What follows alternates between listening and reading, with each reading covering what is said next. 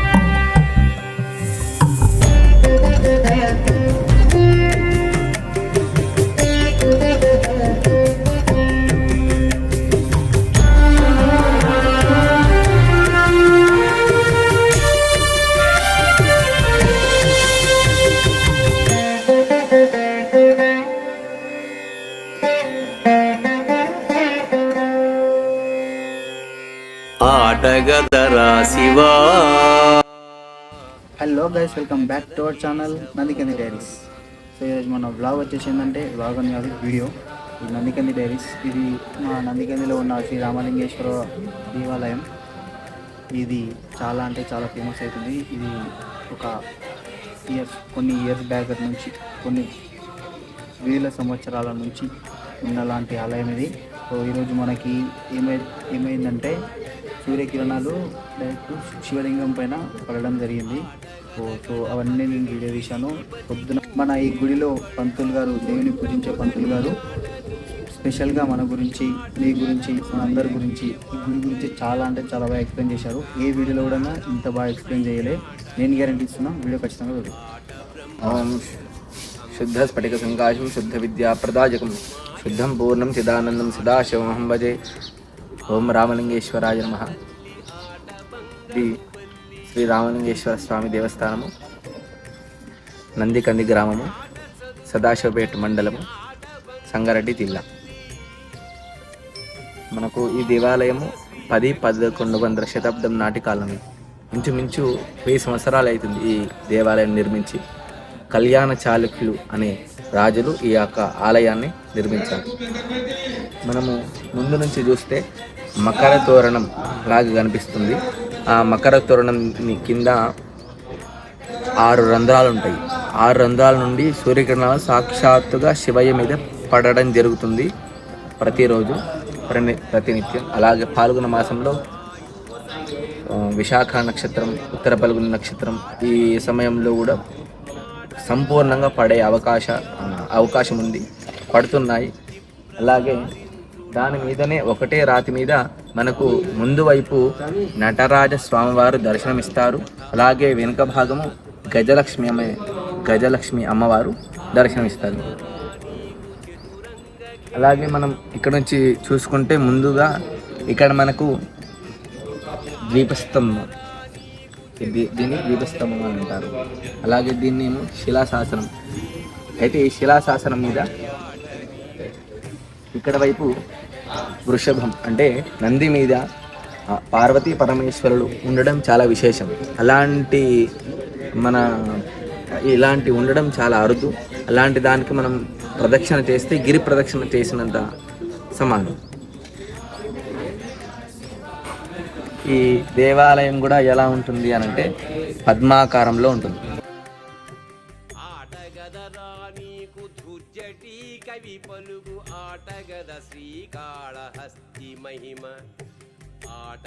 ఈ దేవాలయం కూడా ఎలా ఉంటుంది అనంటే పద్మాకారంలో ఉంటుంది. చూస్తే ఇలా, అలాగే పద్మాకారం, అలాగే నక్షత్రాకారం కలిగి ఉంటుంది ఈ దేవాలయం. దేవాలయంలో దక్షిణ భాగంలో గణపతి దర్శనమిస్తారు. కాకపోతే రజాకారుల్లో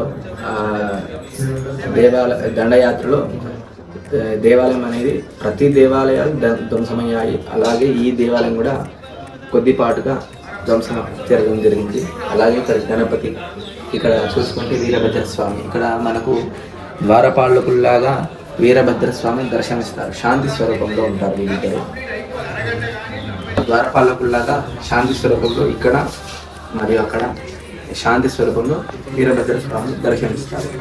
ఇక్కడ కూడా ధ్వంసం జరగడం జరిగింది. సరస్వతి అమ్మవారు అప్పట్లో ఉండేది, అంటే రజాకార సమయంలో దానికి ముందే ఉండేది. కాకపోతే రజాకారులు ఇక్కడ వచ్చి ధ్వంసం చేయడం జరిగింది.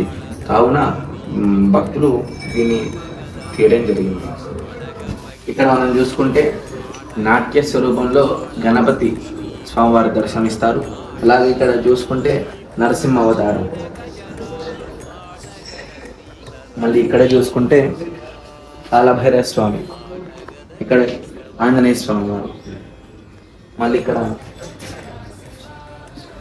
కాళీ అమ్మవారు, ఇక్కడ చూసుకుంటే మళ్ళీ నరసింహ అవతారం.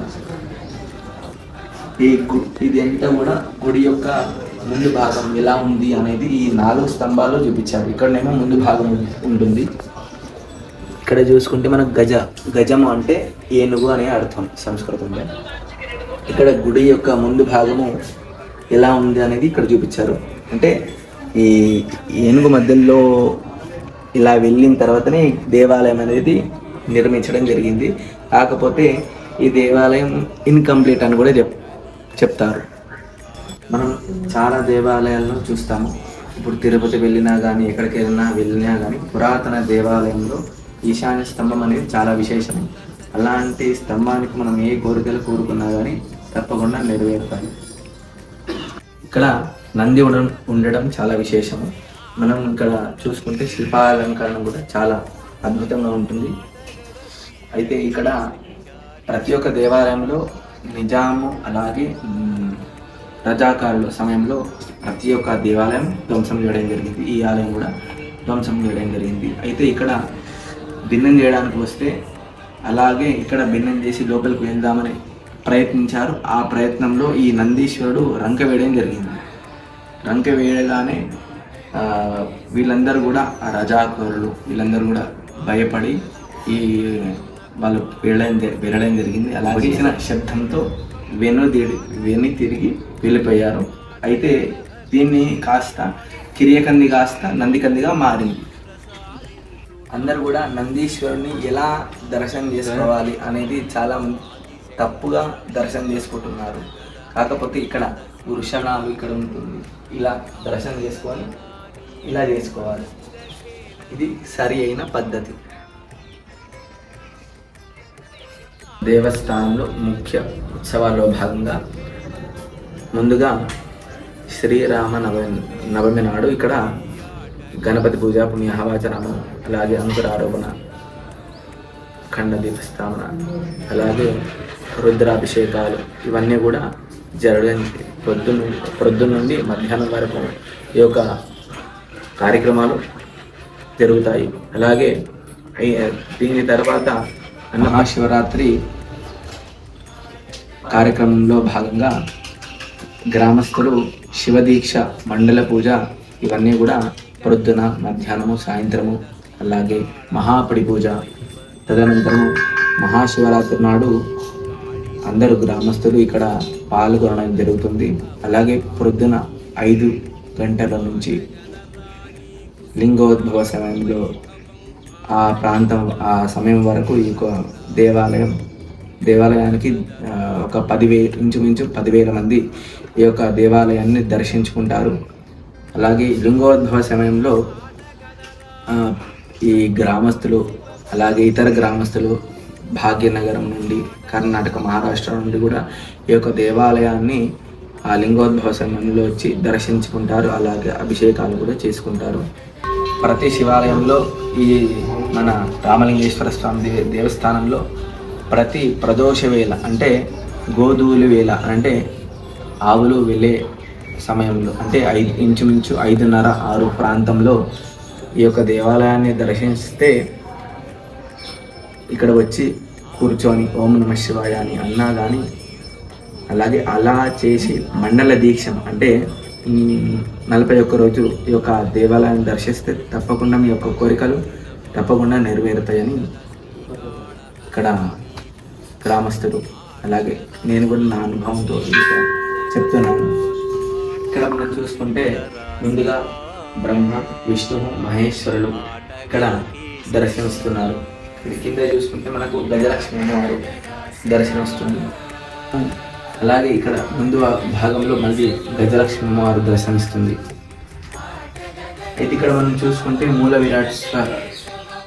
విరాట్ మీద బ్రహ్మసూత్రం ఉండడం చాలా విశేషము. అలాంటి శివలింగాలు మనకు చాలా అరుదుగా ఉంటాయి. అలాంటి శివలింగాలకు మనం ఏం చేసుకోవాలి అంటే మనసులో ఓం నమ శివాయ కానీ, లేదా అభిషేకం కానీ, లేదా శివునికి సంబంధించిన పద్యాలు కానీ, స్తోత్రాలు కానీ, అలాగే సేవ కానీ ఏది చేస్తే అది మనకు ఒకసారి చేస్తే 1,000,000 సార్లు చేసినంత ఫలితం వస్తుంది ఇక్కడ. అయితే మనం శివ అభిషేకం చేసేటప్పుడు కూడా మనకు పద్మాకారంలో మనకు కనిపిస్తుంది, ఇలా స్పార్క్ లాగా వచ్చి గీతల్లాగా వచ్చిపోతుంది అన్నమాట. అయితే ఇక్కడ ఏంది విశేషము అని అంటే ప్రతి నిత్యము కూడా ఏదో ఒక రోజు ప్రతిరోజు ఈ యొక్క మూల విరాట్ని నాగ దేవత దర్శనం చేసుకొని వెళ్తుంది ప్రతినిత్యం. అంటే ఎవరు లేని సమయంలోనే వచ్చి వెళ్తుంది. దేవాలయంలో ఈశాన్య వైపులో ఈ యొక్క నవవృక్షాలు ఉంటాయి. అయితే దీనికి ప్రదక్షిణ చేస్తే ఇక దీంట్లో రావి చెట్టు ఉండడం కూడా చాలా విశేషం. అయితే ఆ రావి చెట్టు కూడా మనం ప్రదక్షిణ చేస్తే కీళ్ళ నొప్పులు కానీ, ఏవైనా కానీ, అనారోగ్య సమస్యలు ఏమైనా ఉన్నా కానీ ఇట్టే తొలగిపోతాయి. అలాగే ఈ యొక్క రావి చెట్టు దగ్గర ఉండడం మన బ్రీతింగ్ సెన్సేషన్ అంటారు కదా, అది కూడా మెరుగుపడుతుంది దాని దగ్గర ఉండడం ద్వారా. ఈ ఆలయం చూసుకుంటే రజాకారులు అలాగే నిజాం నవాబులు పరిపాలనలో, దండయాత్రలో ఇవన్నీ కూడా ఆలయంలో విగ్రహాలు చెల్లాచెదరు చేయడం జరిగింది, ధ్వంసం చేయడం జరిగింది. ఇక్కడ మనం చూసుకుంటే ప్రతి ఒక్క విగ్రహం మీద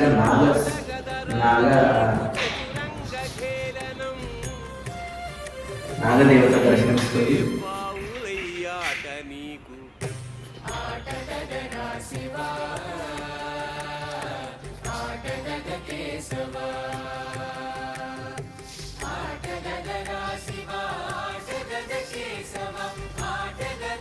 మనం చూసుకుంటే కాలాభైరవ స్వామి,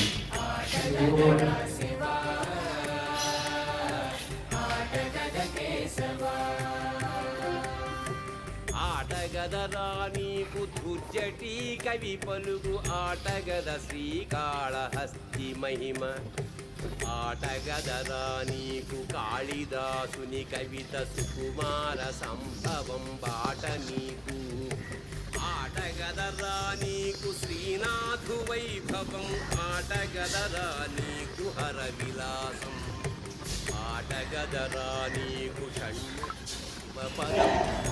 పూర్వీకులు దీన్ని శ్రీ పార్వతి రామలింగేశ్వర స్వామి సన్నిధానంలో ఈ యొక్క దీన్ని నామకరణం కూడా చేయడం జరిగింది.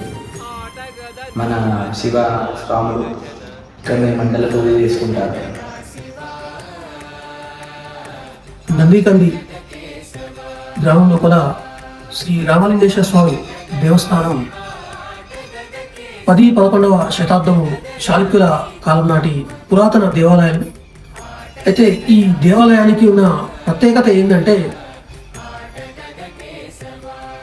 అన్ని శివలింగాలు వేరే, ఇక్కడ ఉన్నటువంటి స్వామివారి ప్రతిరూపం బ్రహ్మసూత్రంతో వెలిసి ఉంటుంది. అంతేకాకుండా స్వామివారికి ముందర మహానంది నందీశ్వరుడు కొలువై ఉంటాడు. అందుకనే ఈ గ్రామానికి నందికంది అని పేరు రావడం జరిగింది. వాస్తవానికి ఈ గ్రామంలో మేము జన్మించినందుకు ఎన్నో పూర్వజన్మల పుణ్య ఫలితమే మేము ఈ గ్రామంలో జన్మించామని చెప్పి మా గ్రామస్తులు అందరం కూడా భావిస్తూ ఉంటాం. ఎందుకంటే ఇలాంటి మందిరం ఉండడం అనేది మా గ్రామం చేసుకున్న పుణ్యం. అంతేకాకుండా ఈ ఆలయం యొక్క ప్రత్యేకత ఏంటంటే ఆలయం ముందర ఒక తోరణం ఉంటుంది, ఆలయ తోరణం ఉంటుంది. ఆ తోరణం ద్వారా సూర్యకిరణాలు ఒక ప్రత్యేక రోజును పురస్కరించుకొని ప్రత్యేకమైన ఒక నక్షత్రాలలో స్వామివారిపై సూర్యకిరణాలు అనేటివి ప్రజ్వలింపబడతాయి. అంటే వాస్తవానికి సూర్యకిరణ అభిషేకం అంటారు దాన్నే. ఇలాంటి చరిత్ర గల ఆలయం ఎక్కడ కూడా మన ఈ చుట్టుపక్కల ఎక్కడ కూడా లేదు. అలాంటిది మన తెలంగాణ రాష్ట్రంలో సంగారెడ్డి జిల్లాలో సదాశివపేట మండలం నందికంది గ్రామంలో ఉండడం అనేది చాలా గొప్ప విషయం. నిజానికి మా ప్రధాన అర్చకులు గారు దాదాపు అందరూ చెప్తా ఉన్నారు సూర్యకిరణాలు స్వామి మీద ప్రసరిస్తాయని చెప్పి, దానికోసం ఒక 5-6 సంవత్సరాల నుంచి వేచి చూస్తూ అది ఈ సంవత్సరం ప్రత్యక్షంగా ప్రతి ఒక్కరికి నిరూపించబడే విధంగా మా ప్రధాన అర్చకులు పంతులు గారు, ముఖ్యంగా మా భాను పంతులు గారు దానిని శోధించడం జరిగింది. శోధించి ఇది నిజమే వాస్తవమే అని చెప్పి భక్తులందరికీ కూడా తెలిసే విధంగా మా పంతులు గారు కృషి చేయడం జరిగింది. కాబట్టి ఏది ఏమైనా మేమందరం కూడా ఇక్కడ స్వామివారికి ఎలాంటి కోరికలు, మన మనసులో ఉన్న కోరికలు కావచ్చు, బాధలు కావచ్చు, మనకున్న వ్యాధులు కావచ్చు, ఏవైనా సరే స్వామివారిని దర్శించుకొని ప్రదక్షిణలు చేస్తే కనుక మనకున్న బాధలన్నీ తొలగిపోయి అందరం కూడా సుఖ సంతోషాలతోని ఉండే విధంగా స్వామివారు ఆశీర్వదిస్తారు. ఎందుకంటే నేను పుట్టింది పెరిగింది ఇక్కడే. దాదాపు నా చిన్నతనం నుంచి నేను ఈ రోజు వరకు ప్రతిరోజు నేను స్వామివారిని దర్శించుకోవడానికి రోజు వస్తూ ఉంటాను. కాబట్టి నాకున్న అనుభవ రీత్యా స్వామివారిని దర్శించుకున్న వారికి అన్ని కష్టాలు తొలగిపోయి అన్ని సుఖ సంతోషాలే ఉంటాయని చెప్పి నేను భావిస్తున్నా. అంతేకాకుండా నేను ప్రత్యక్షంగా కూడా చాలామందికి నేను చెప్పినప్పుడు వాళ్ళు ఆచరించినప్పుడు కూడా వాళ్ళందరూ కూడా సక్సెస్ అయ్యి ఈరోజు మంచి పొజిషన్లలో ఉన్నారు. రాజకీయంగా కావచ్చు, ఉద్యోగపరంగా కావచ్చు, విద్యాపరంగా కావచ్చు, ధనప్రాప్తి కూడా ఈ స్వామివారిని దర్శించుకోవడం వల్ల ప్రతిదీ ఇది దొరకదు, ఇది ప్రాప్తించదు అని కాకుండా ఎలాంటి కష్టాన్నైనా సరే ఈ స్వామివారు తీరుస్తారు. అదే మా రామలింగేశ్వర స్వామి గొప్పతనం. ఏది ఏమైనా మేమందరం మా రామలింగేశ్వర స్వామికి ఎల్లవేళలా స్వామివారి సన్నిధిలో మేము తరిస్తూ ఉన్నాం. మేమందరం కూడా చాలా సంతోషంగా సుఖ సంతోషాలతోని, ఆయురారోగ్యాలతోని, పాడి పంటలతోని అన్ని రకాలుగా కూడా మా గ్రామం అభివృద్ధి చెంది ఉన్నది. ఇప్పుడు కాదు, మేము పుట్టక ముందు నుంచి కూడా మా నందికంది గ్రామం అంటేనే ఉమ్మడి మెదక్ జిల్లాలో మొదటి గ్రామంగా ఉండేది. అంత గొప్ప గ్రామం, అంత గొప్పగా గ్రామం ఉండడానికి కారణం ఒకటే మా రామలింగేశ్వర స్వామి. అంతేకాకుండా రామలింగేశ్వర స్వామి పార్వతీదేవి సమేత సహిత రామలింగేశ్వర స్వామి ఉంటాడు ఇక్కడ. ఎందుకంటే అమ్మవారు కూడా స్వామివారే కాకుండా, మూల విరాట్ స్వామివారే కాకుండా అమ్మవారు కూడా ఇక్కడ కొలువై ఉన్నది. ప్రతి సంవత్సరం మేము నవమి తెల్లారి అంటే దశమి కళ్యాణం చేస్తాం. శ్రీ పార్వతీ రామలింగేశ్వర స్వామి కళ్యాణ మహోత్సవం జరపబడుతుంది. ప్రతి సంవత్సరం కూడా గ్రామస్తులు, చుట్టుపక్కల ఉన్న గ్రామ భక్తాదులందరూ కూడా ఈ కార్యక్రమంలో పాల్గొని చాలా పెద్దగా, గొప్పగా, చాలా దిగ్విజయంగా కళ్యాణ మహోత్సవం జరపబడుతుంది. దానికంతా కూడా మా ప్రధాన అర్చకులు భాను శర్మ గారు వాళ్ళందరూ కూడా ఈ కార్యక్రమాలను చాలా దిగ్విజయంగా చేస్తూ మా భక్తులందరికీ కూడా తీర్థప్రసాద వితరణ కార్యక్రమంలో కావచ్చు, మిగతా ఏ విషయాలు అభిషేకాలలో కావచ్చు, స్వామివారికి ప్రతి సంవత్సరం మేము మహాశివరాత్రి రోజు చాలా ఘనంగా వేల సంఖ్యలో చుట్టుపక్కల నుంచి, గ్రామాల నుంచి భక్తులు కూడా వస్తారు. ఉదయం మొదలుకొని రాత్రి 12 గంటలకు లింగోద్భవ కాల సమయం వరకు కూడా అభిషేకాలు జరుగుతూ ఉంటాయి. చాలామంది, ఎందుకంటే హైదరాబాద్ పట్టణానికి గ్రామం చాలా దగ్గరగా ఉండడం, అంతేకాకుండా హైవే మీద ఉండడం వల్ల హైదరాబాద్ పట్టణం నుంచి కానీ కర్ణాటక, మహారాష్ట్ర ఎక్కడెక్కడి నుంచో భక్తులు చాలామంది బాగా వస్తున్నారు. ఇక్కడ వేల సంఖ్యలో భక్తులు ఇచ్చేయడం జరుగుతుంది. మాయలు కూడా ఆట నీకు, ఆట చదువుల తల్లి, ఆట బంగారు వల్లి, ఆట చదువుల తల్లి, ఆట బంగారు వల్లి, ఆటగద శ్రీచక్ర సంచారిణి. Thank you for watching this video.